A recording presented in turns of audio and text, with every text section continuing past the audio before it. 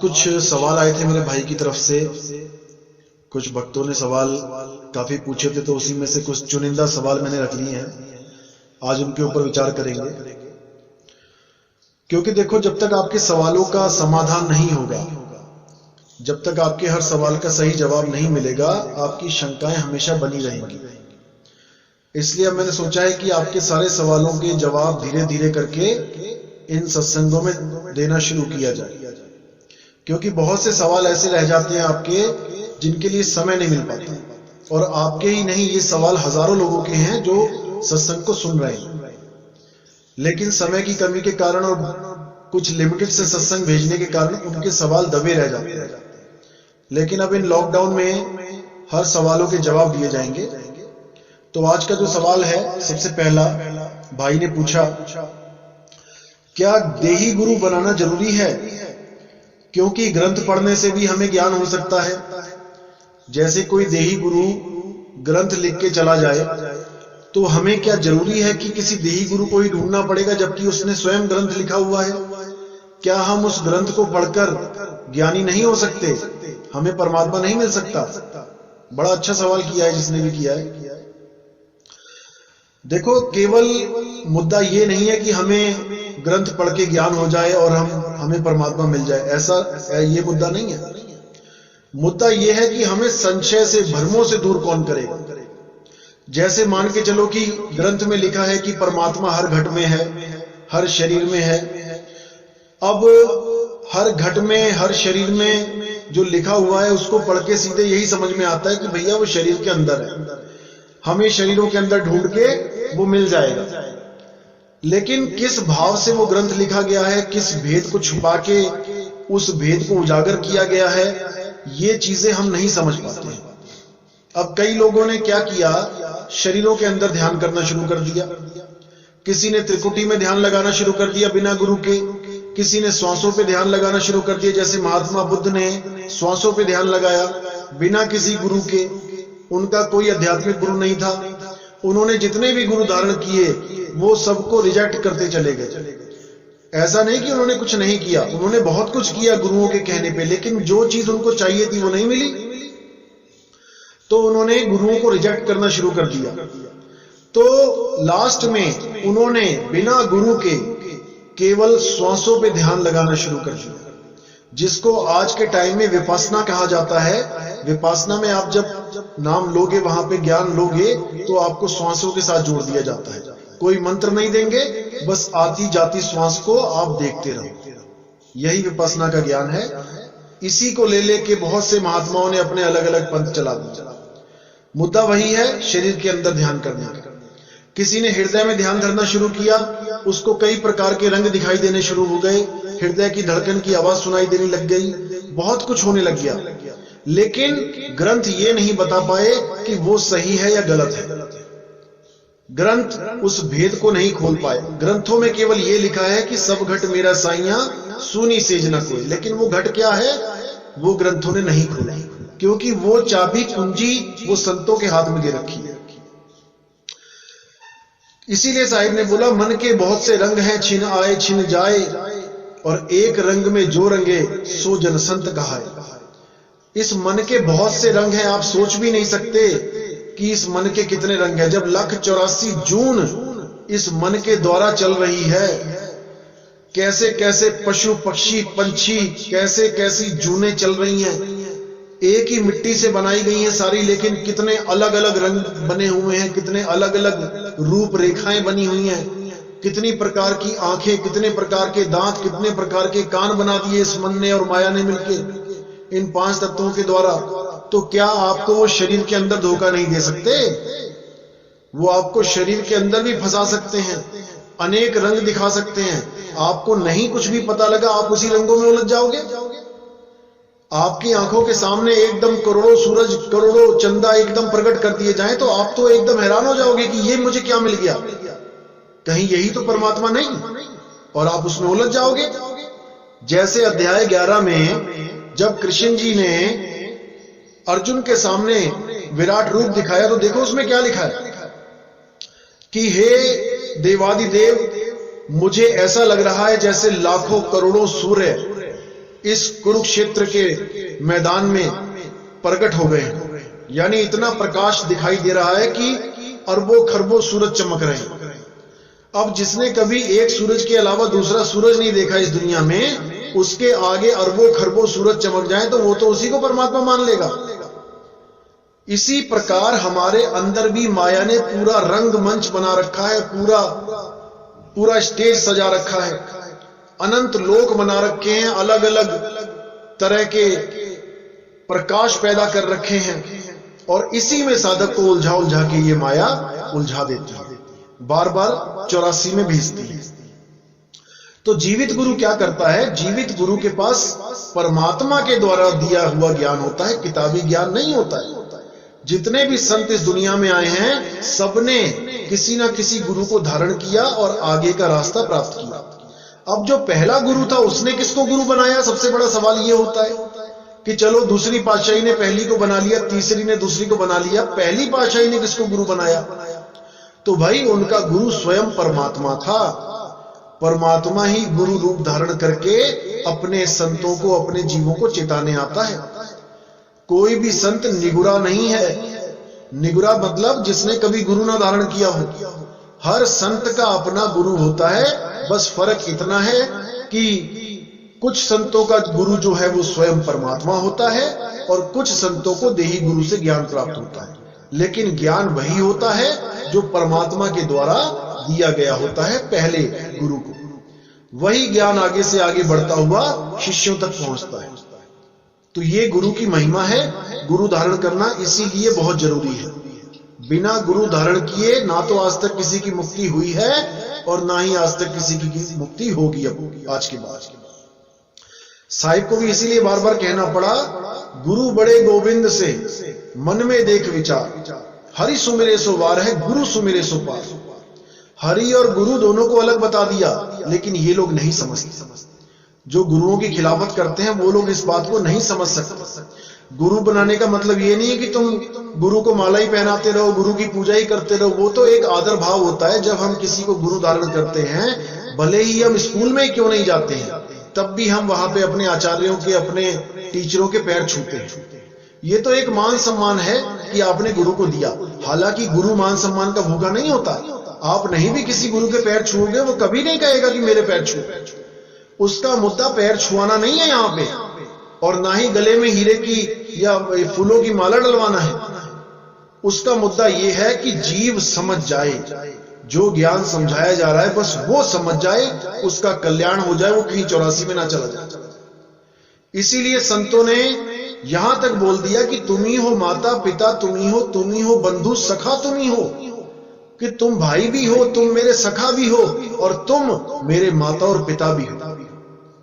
तो ये एक आदर की बात है कि चलो हमें गुरुओं का आदर करना चाहिए। लेकिन अब कोई कहे कि ये गुरु ही इसी काम के लिए गुरु बन जाते हैं कि मेरी आरती हो, मेरी पूजा हो। भाई जो ऐसे गुरु होते हैं उनके पैर नहीं लगना चाहिए। सीधी सी बात है। गुरुओं का लक्ष्य एक ही होता है। बाबा नानक का लक्ष्य एक था कि ज्यादा से ज्यादा जीवों तक इस सत्य ज्ञान को पहुंचाया जा सके, ना कि अपनी पूजा करवानी थी उन्होंने। ऐसा बिल्कुल नहीं था। जब आप किसी को ज्ञान देते हो, लोग तो खुद ही पैर पड़ जाते हैं। आप क्या किसी को बोलोगे कि मेरे पैर छुओ? कोई संत कभी नहीं बोलता मेरे पैर छुओ। अगर कोई संत कहता है कि मेरे पैर छुओ, तो भाई वो संत नहीं। संत का मुद्दा होता है ज्ञान देना, जीवों को समझाना। तो दूसरा सवाल यह है कि क्या हमें गुरु की हर बात को मान लेना चाहिए चाहे वो गलत हो? बहुत अजीब भी सवाल है और बहुत इंपॉर्टेंट भी है। क्योंकि साखियां क्या कहती हैं कि गुरु की आज्ञा आवही, गुरु की आज्ञा जाए, कहें कबीर तादास को तीन लोक भय नाए। जो गुरु की आज्ञा में हरदम रहता है उसको तीन लोक को छोड़ने का यानी मृत्यु का भय नहीं होता। लेकिन हम खुद विचार करें, क्या अगर हमें कोई ऐसी शिक्षा दी जा रही है जो समाज के खिलाफ हो, जो हमें दोषी बना दे समाज के सामने, जो हमें हमारे देश से द्रोह करवा दे, क्या हमें उन चीजों को मान लेना चाहिए? मैं तो कहता हूं कभी नहीं। और जो भी विवेकी पुरुष होंगे वो कभी इस चीज को नहीं सहमत होंगे कि गुरुजी ने अगर कोई गलत बात कर दी है तो उसकी हां में हां मिला लो। नेवर। परमात्मा ने आपको विवेक दिया है, बुद्धि दिया है, आपको देखना है कि मेरे गुरु मुझे क्या बता रहे हैं। अगर गुरु जी की बात से आपको 100% सहमति है और आपकी आत्मा भी गवाही दे रही है कि हाँ जो गुरु जी ने कहा है ठीक है, तब तो उनकी बात माननी चाहिए। अगर कहीं पे खटकती है बात कोई भी, तो उस बात को नहीं मानना चाहिए। साफ सी बात, चाहे कोई भी गुरु हो। तीसरा सवाल है, सब संत अपनी मान बढ़ाई ही क्यों चाहते हैं? यानी कि सब अपने जयकारे ही क्यों लगवाना चाहते हैं? तो भाई ये भी पहले ही सवाल का जवाब दिया था मैंने। इसमें कोई संत अपनी मान बढ़ाई नहीं चाहता। संत तो मान बढ़ाई से ऊपर होते हैं। वो बदनामी से और मान बढ़ाई से दोनों से ऊपर उठे होते हैं। उनको कोई फर्क नहीं पड़ता कि कोई उनके बारे में क्या बोल रहा है। अगर कोई उनको अच्छा बोलता है वो तब भी खुश है, अगर उनकी कोई बुराई करता है, निंदा करता है, वो तब भी खुश है। क्योंकि वो जानते हैं कि इस जगत में ना तो हम अपना मान बढ़ाई करवाने आए हैं, ना हम यहाँ पे कोई नाम कमाने आए हैं। ये जगत मिथ्या है। आज आप मर जाएंगे, कल को गुरुजी मर जाएंगे, परसों हम मर जाएंगे, सारे मर जाएंगे। यहाँ पर सबका नामो निशान खत्म हो जाएगा। मुद्दा यहाँ पर केवल एक है कि सत्य का प्रचार करना है। और याद रखना, जिसने भी आज तक सत्य का प्रचार किया है, सारी दुनिया ने उसकी खिलाफती करी है। किसी ने उसको जहर दे दिया, किसी ने क्रूस पे चढ़ा दिया, किसी ने तत्ती तवी पे बैठा दिया, किसी ने गर्दन उतार ली। मीराबाई सत्संग में जाती थी, रात को सत्संग होता था संतों का, वो रात में जाती थी, लोगों ने उसको भी नहीं छोड़ा कि ये पता नहीं किससे मिलने जाती है रातों को, कितने लोगों के साथ बैठती है जाके वहां पे। बोलने वालों का मुंह बंद नहीं होता कभी, लेकिन आपको पता होना चाहिए कि आप क्या हो। अगर आप सही हो तो भले कोई कितना ही कुछ क्या ना कहता रहे, आपको बिल्कुल भी चिंता नहीं होनी चाहिए। क्योंकि आप जगत से न्यारे हो जाओ, इन मान बढ़ाई से, इन अपमान से न्यारे हो जाओ। कोई 100 गालियां देता है, ठीक है भाई, तू जीता मैं हारा। जितनी इन लोगों से बहस करोगे, जितना फालतू बोलोगे, ये उतना ही तुम्हारे ऊपर फालतू बकवास करेंगे। इससे अच्छा क्या है कि हमें उनसे न्यारे हो जाना चाहिए। हमें किसी से कोई मतलब नहीं है। हम यहां भक्ति करने आए हैं और हम यहां से भक्ति करके अपने निज स्वरूप को प्राप्त करके मुक्ति प्राप्त करना है। हमें किसी से कोई लेना देना नहीं।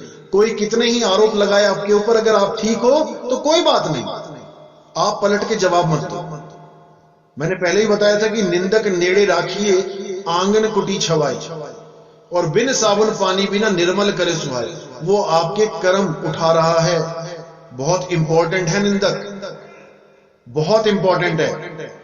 बिना निंदक के बात नहीं बनेगी, निंदक होना ही चाहिए।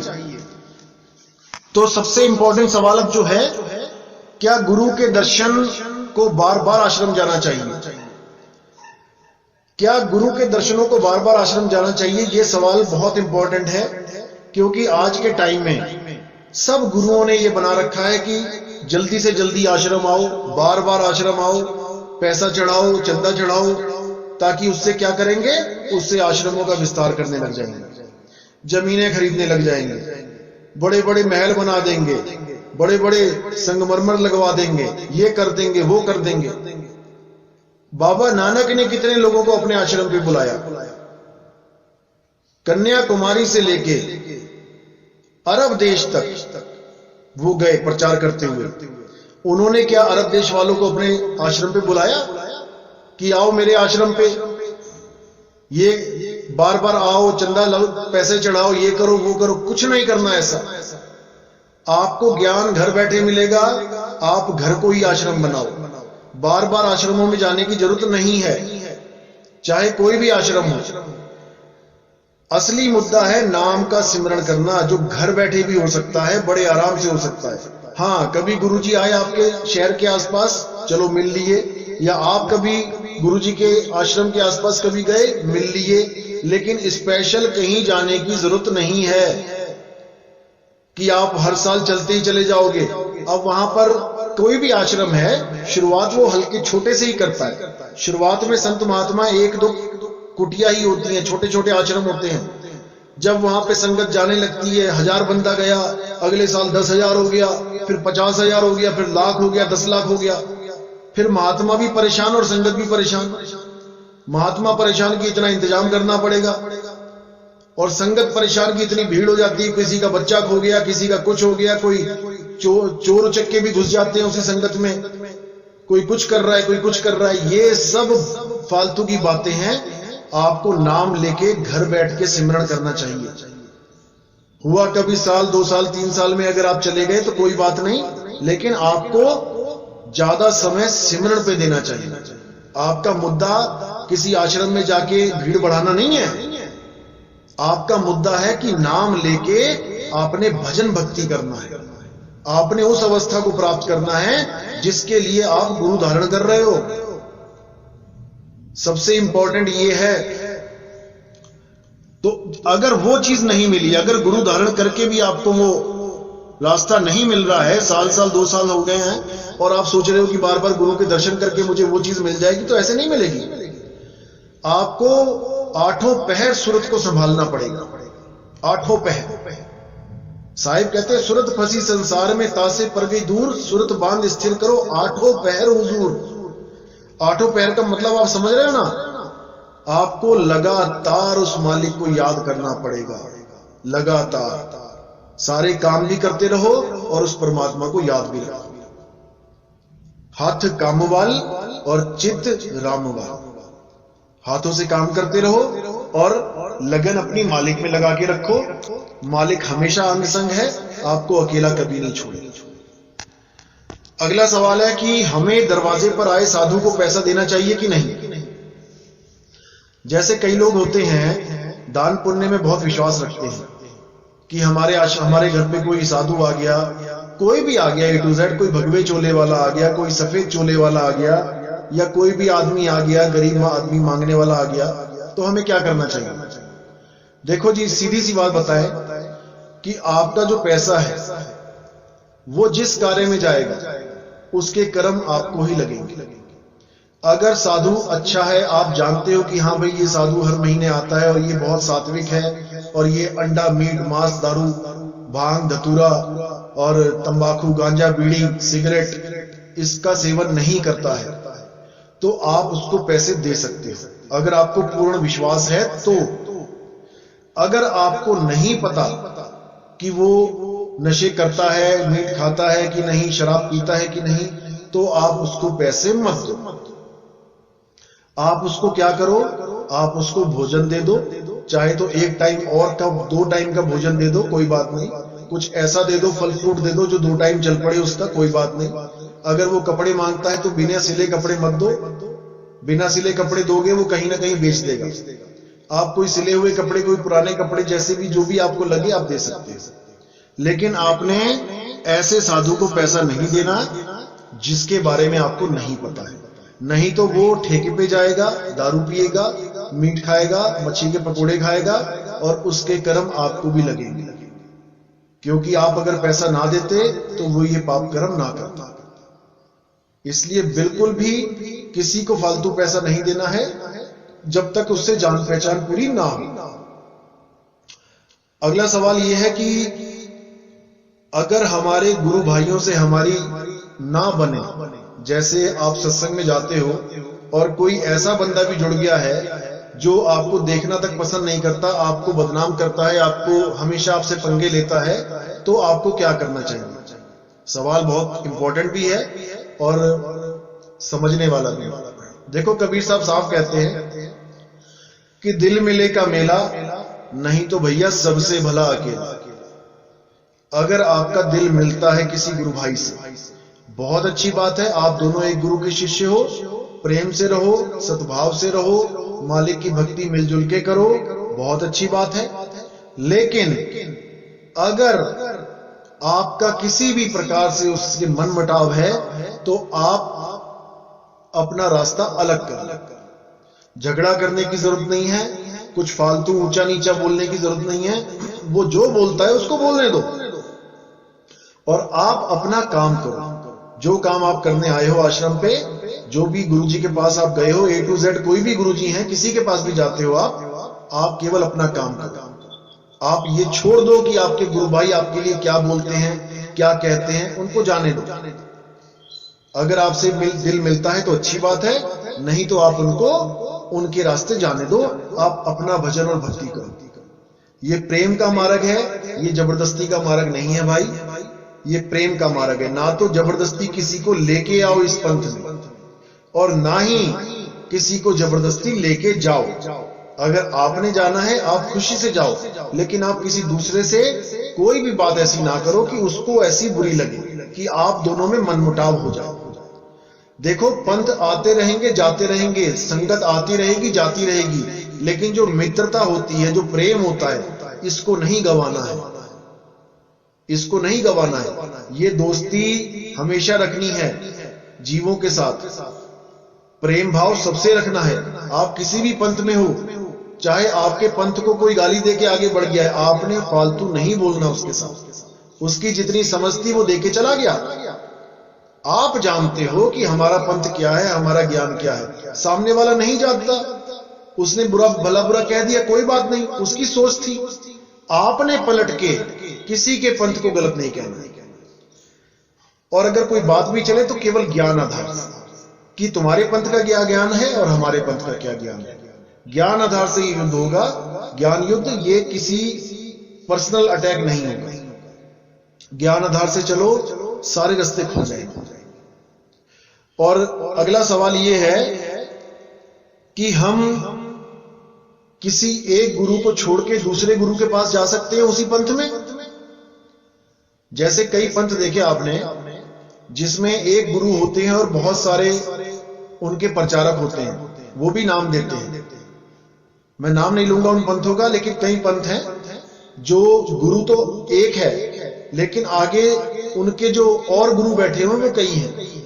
तो उस पंथ के भाई ने पूछा है मुझसे कि क्या हम एक गुरु को छोड़ के दूसरों के पास जा सकते हैं? भाई बिल्कुल जा सकते हैं। ज्ञान एक होना चाहिए, ज्ञान मैच होना चाहिए। आपको पता होना चाहिए कि मैं जिसके पास जा रहा हूं क्या उसके पास ज्ञान पूर्ण है कि नहीं है। पहली बात तो गुरु को त्यागने की जरूरत नहीं है। अगर बाय चांस गुरु जी के साथ कोई मैच नहीं हो पा रहा है, आपका कुछ ऐसा दिक्कत आ रही है, क्योंकि गुरु भी तो एक इंसान है ना भाई। गुरु कोई परमात्मा तो है नहीं कि 5 4 दाग से न्यारा है, वो 5 तत्वों से अलग कर दिया। अभी तो वो 5 तत्वों में ही है, वो भी तो खा रहा है, पी रहा है, सांस ले रहा है।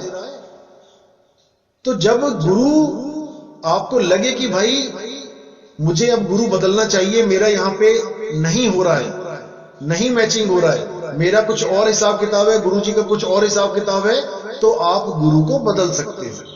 ऐसा बिल्कुल नहीं है कि आपने गुरु बदल दिया तो आप गुरुद्रोही हो गए, ऐसा बिल्कुल नहीं है। आप प्रेम से बोलो गुरु जी को, गुरु जी ठीक है, हमारा और आपका यहीं तक था प्रेम, अब मैं किसी और से नाम दीक्षा लेना चाहता हूं, आप चले जाओ। जैसे हमारे बच्चे एक स्कूल को छोड़ के दूसरे स्कूल में चले जाते हैं अच्छा टीचर देख के, बच्चे क्या कहते हैं कि मम्मी स्कूल में सही पढ़ाई नहीं हो रही है, टीचर हमें पढ़ा नहीं रहा सही से। तो आप क्या बोलते हो, ठीक है बेटा किसी अच्छे स्कूल में तुम्हारा दाखिला करा देते हैं।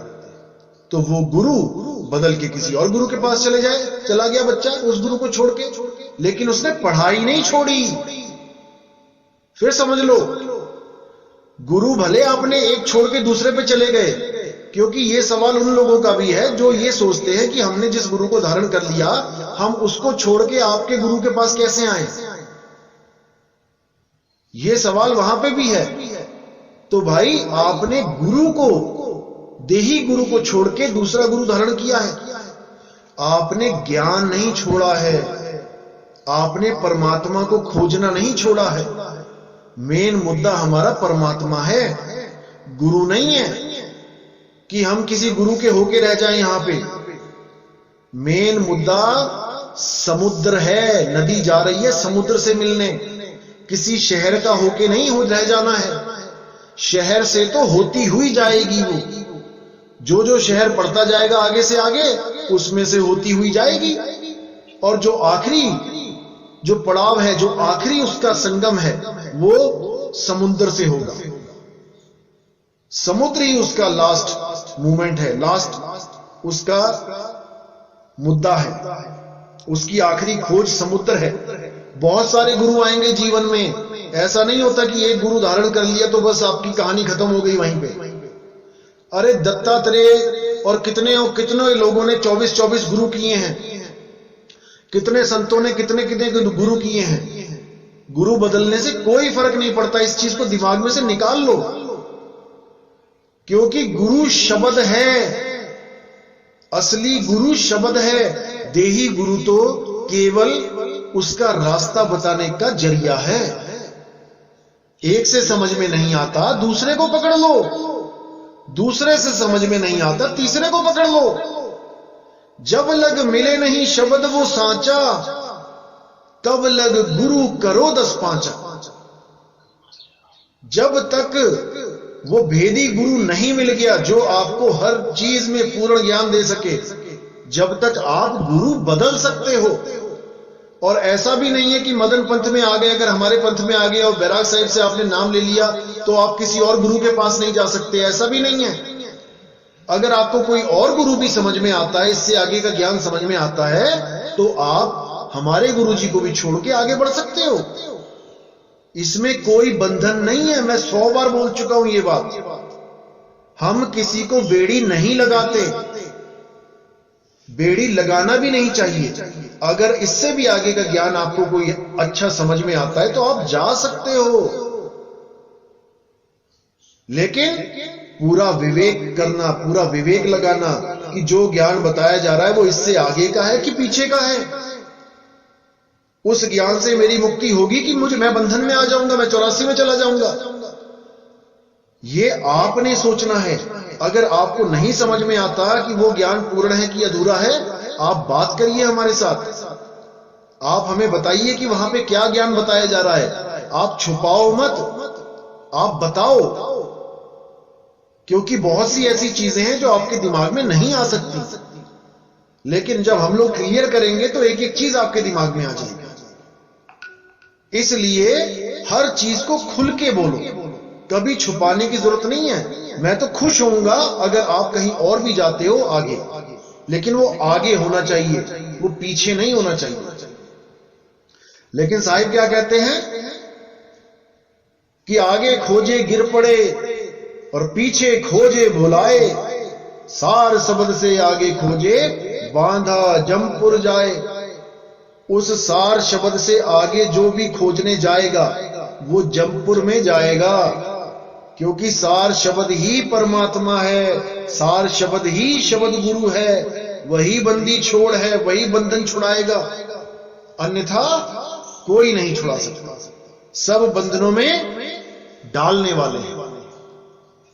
तो इसको अच्छी तरह समझना है, हर चीज को गहराई से समझना है, तभी बात बनेगी।